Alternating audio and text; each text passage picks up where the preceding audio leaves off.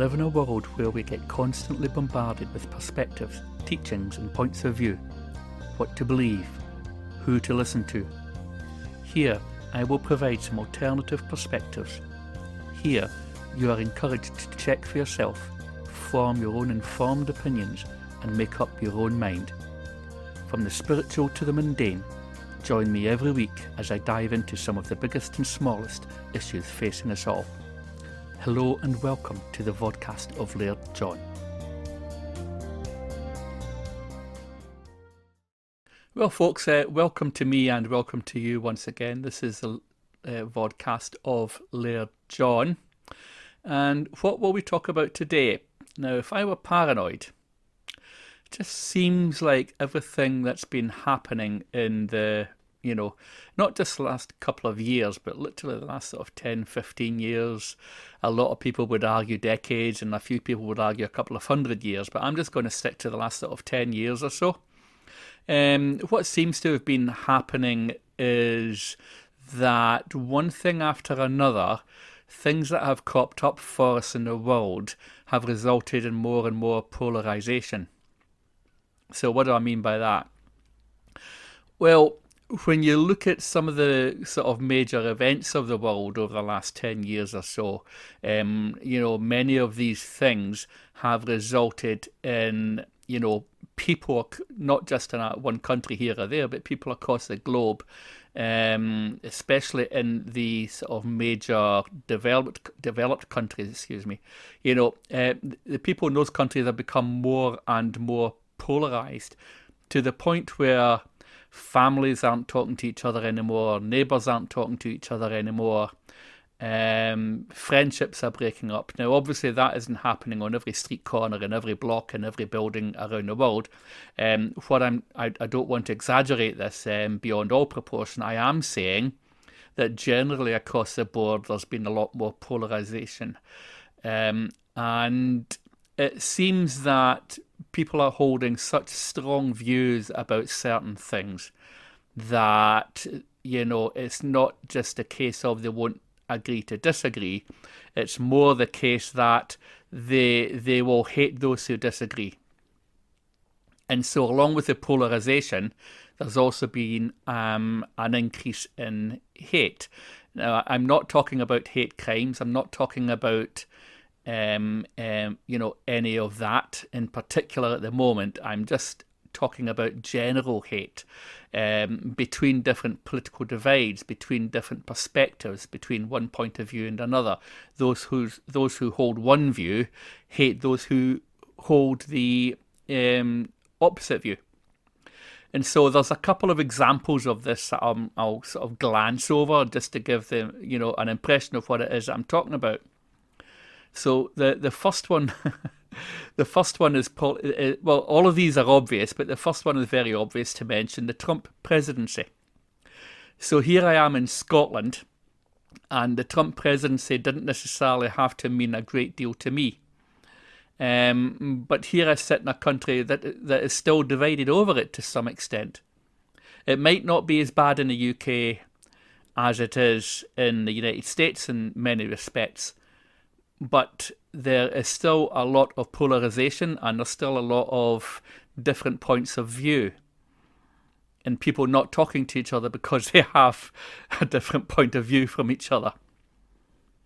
You're either all with Trump or you hate him. So it just so happens that I'm in Aberdeen in Scotland, and of course Trump spent some time here.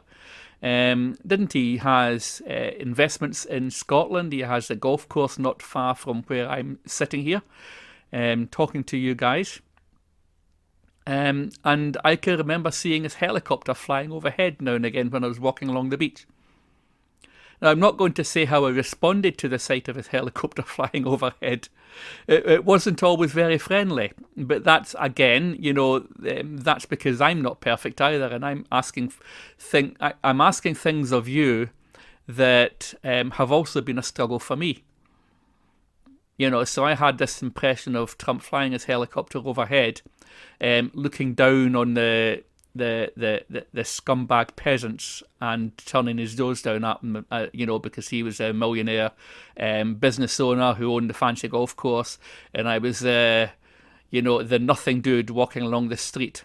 I can't afford a helicopter, so therefore, my middle finger got stuck in the air towards Trump. This is true. I did that. So I've been guilty of directing hate towards Trump. So I can't, so I would be, guilty of double standards if I then say that no one else should do that now. What I want to say is that I've had to learn that it doesn't pay to do that. It doesn't pay to vent hate at someone you don't like. And it just so happens that because I didn't particularly like Trump while he was in Aberdeen, that doesn't necessarily mean that I would have disagreed with everything he said while he was president. I was very surprised when I found out he was running for president. In fact, shocked is what would be a more accurate term. But would I disagree with everything he did? Actually, no, I wouldn't. When taken on balance, and when I look at it from the perspective of, not just listening to everything that mainstream media has thrown at us. But I'm going to talk a little bit more about that in a little while. Okay? But it's just an example, and it's the first one I'm mentioning, and I'm glossing over this. I'm not going to talk about Trump a lot because I've got other things to mention as well. So let's have a look. What else is there that has polarised everybody over the last couple of years? The Brexit vote. The Brexit vote's something else, isn't it, in the UK? So first I mentioned something that mainly affected the United States, and now I've got something that mainly affects the UK. And of course it affects Europe as well. But from the perspective of the British people, the vote affects us mostly, doesn't it? So that's another very, very polarising topic. And it started with the politicians at the beginning of the campaign, the Brexit referendum. And a lot of the campaigning, wasn't the best kind of campaigning, is just what I would say. There's a rather famous bus that was projected, promising all sorts of miracles and financial investments in the NHS if Brexit happened.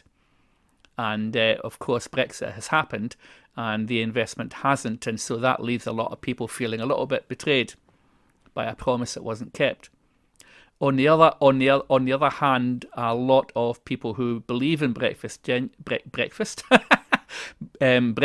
genuinely believe that the UK is better off in the long run forming its own laws.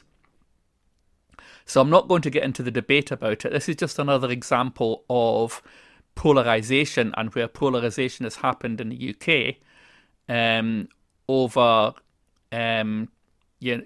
something political. In the United States, I suppose you could say Trump was something of a populist leader. In the United Kingdom, the Brexit vote, I suppose, the successful Brexit vote, you could consider populist in some respects. I think our current Prime Minister has been considered populist in some respects. But it's been to the point where people have almost come to blows over it, and I'm probably not exaggerating there. I'm sure there's probably one or two instances, unfortunately, up and down the country where people have almost come to blows discussing Brexit because they feel so strongly about it. And so just moving on at the moment and thinking about a couple of the different things that create polarization. Guess what I've got on my little list next? COVID policy. Well, I had to be on here somewhere, didn't it? I had to be on here, and so the Coronavirus Act in the UK in particular has caused a lot of controversy. In the beginning, the police didn't seem too eager to enforce it. It became a political, impossibility for them not to enforce it, I think, very quickly. And this is in a country where the police are supposed to be free of politics. But of course, we know that's not true. So I'm not going to, I mean, anyone looking at any of my social media and on my website and can find information that will tell them what I think about the way that COVID policy was handled in this country and around the world. So I'm not going to go into it here, but feel free to visit johnsrocco.com and look for my posts on COVID if you like. But it's definitely something that's created a massive amount of polarity. People hating on each other, literally people hating on each other. You know, when the Coronavirus Act first started becoming, enforced, if you like, and shops were enforcing social distancing and mask wearing and things like that, and you had marshals wandering around correcting people and and all sorts of arguments in the streets and videos on YouTube and all sorts of craziness going on over the course of the lockdown measures in this country and around the world. And there's been all sorts of protests that have never been mentioned much on mainstream media, just because mainstream media, of course, followed a particular official narrative and just didn't show anything that didn't fit the narrative. So I'm not going to go further into that again. You can always go to my website and look at the information that I've posted there about my feelings and all that. But again, this is another example of polarization around the world, in this country and abroad, where people have had such strong views that they've disagreed so strongly that they have disowned each other. Friendships have been lost.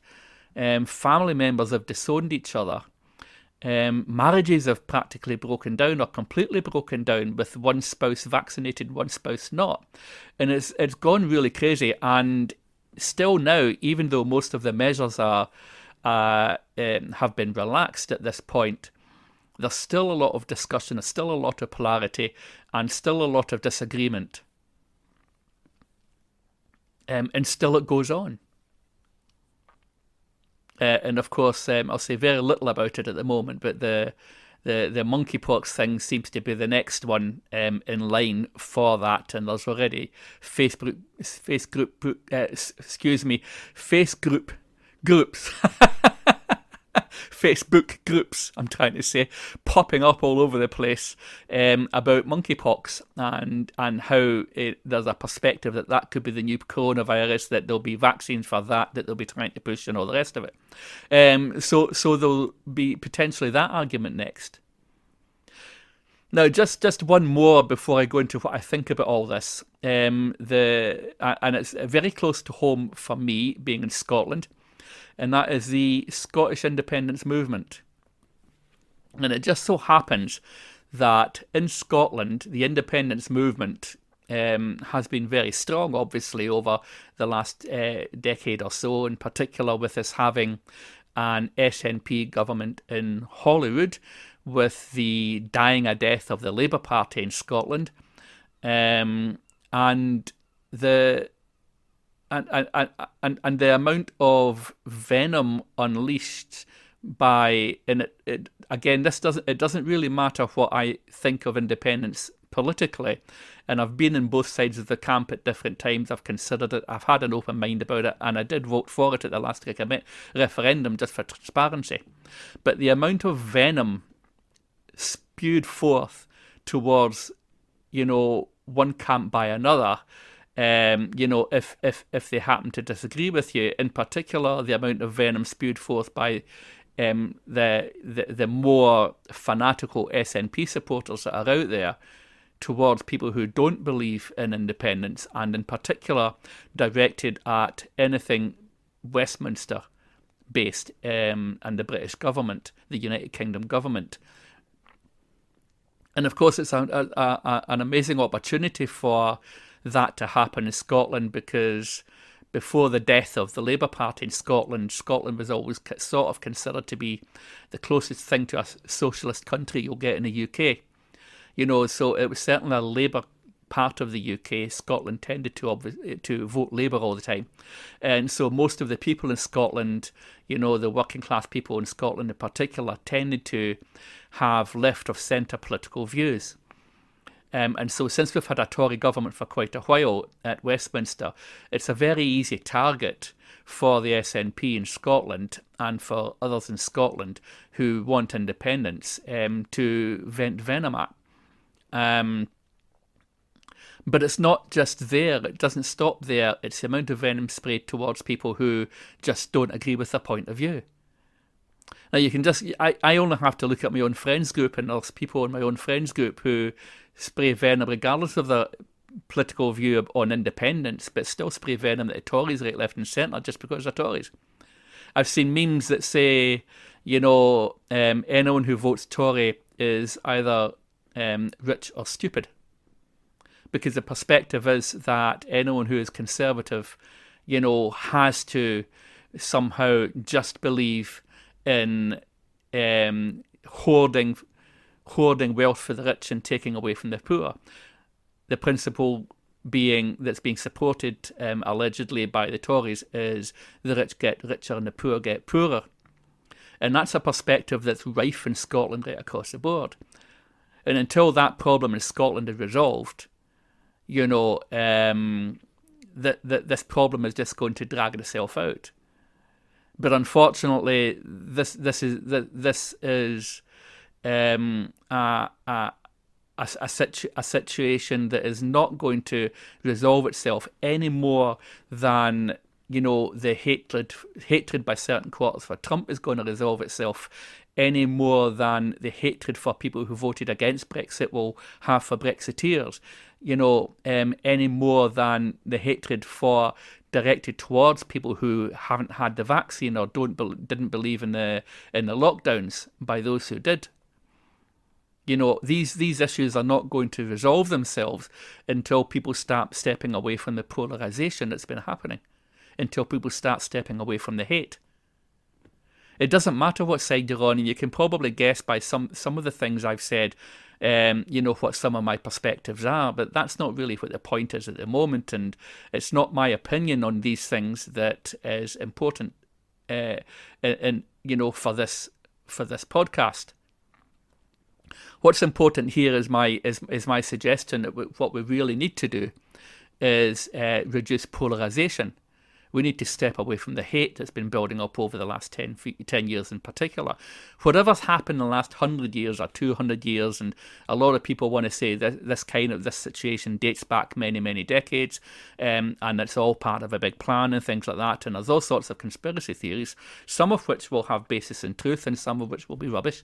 And it doesn't matter what I think or what you think about that either. What does matter is that we reduce the amount of hate and venom revolving around the dialogue on these things. We need to stop the hate, and apart from anything else, that's the absolute thing that we need to do. But let's have a look at what's possibly caused some of these issues. So if I just have a look here, I mean, I've got a couple of little notes here. Who influences it? So who influences polarization generally? We've got politicians, mainstream media, deep state / civil service, these kind of groups, pressure groups, activists for one perspective or the other. All these kind of influences that exist in our sphere of influence all have an effect on what we believe, what we feel. What feeds it? Political narratives, propaganda. I can't get away from mainstream media. Groupthink, group mindset, that kind of thing as well. I think polarization, group mindset, groupthink has had a massive effect on polarization. Something that, very often we wouldn't necessarily, say out loud. For everyone to hear, when we're thinking it ourselves, or even if we're not thinking it ourselves, if we just have a general perspective on something, but we don't necessarily feel too strongly about it. But then a few other people talk about it, and then we talk to them about it, and a few other people join in, and we join in with them. And before you know where you are, you have this massive groupthink issue where the whole narrative has gone just completely out of proportion. and one thing follows the other, and before you know where you are, we're in a situation we're in now. We'll have to think about what actually, contributes to that, what's actually influencing it. And here we are as well, apart from anything else, with the ad hominem attacks online and Facebook groups, social media on Twitter, YouTube, Instagram, anywhere you like, ad hominem attacks. If you happen to be attacking from one side to the other, it's okay, but from the other way around, it's not okay. So if you happen to follow the mindset and groupthink of the particular social network, and you're not contravening their opinion police, then you can say anything you like. But if you contravene their opinion police, then they'll have the fact checkers after you, and suddenly you're not allowed a point of view. And so really, it's that, isn't it? And the influences around it, the level of propaganda, I think, is the thing that I want to talk about mainly, because that has been the thing that has fed into all of this, more or less, all of the bile, all of the vile hatred, all of the belching from the bowls of of hell that has been spewing forth for the last 10 years on one topic or another, whether it's Trump, whether it's Brexit, whether it's COVID, whether it's Scottish independence.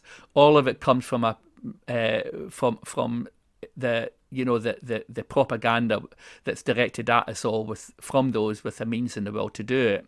Some of it's subtle, some of it not. And for responsibility for that, you have to look at that place that's commonly called the deep state, influenced by politicians, propagated by mainstream media. So there you've managed to get an opinion out of me, not on all of these things individually necessarily, not much from me anyway, not here, not now, not for this podcast. In the future, I will be talking about these items individually and let you know what I think about them in a bit more detail. But you probably get where I'm coming from now, don't you? In order for the hate to stop, in order for the polarization to stop, we basically just need to stop falling for the propaganda perpetrated by those with the means and the will. Whether it's politicians, whether it's a pressure group, whether it's activists on YouTube channels, whether it's deep state bad actors, such as the Behavioural Insights team and others, whoever it is, wherever it's coming from, it doesn't matter. It's coming from all sorts of different directions. There's all sorts of different very unhealthy influences affecting us at this time, and has been for the last 10 years or so.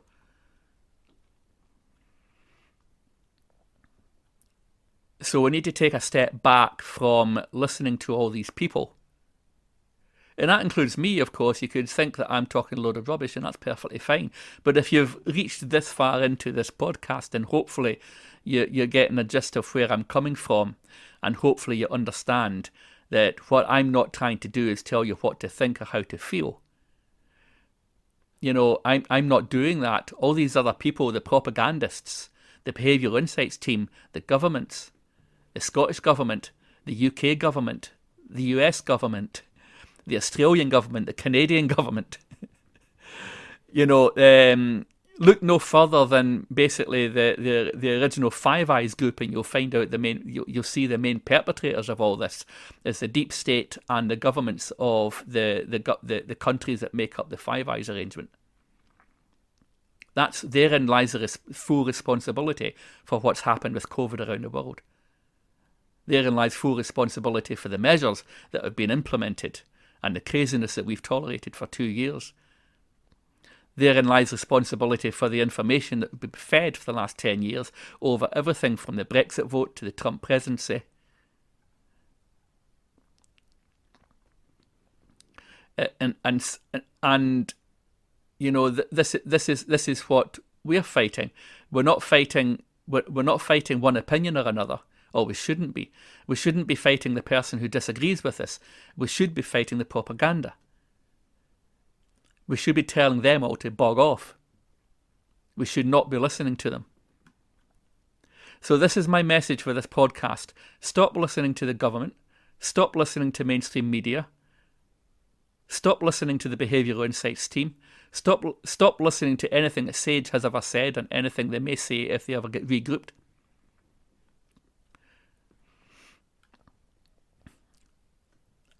And start thinking for yourself.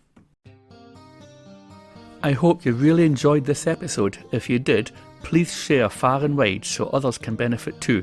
And download the podcast audio so you can listen again whenever you like, wherever you like.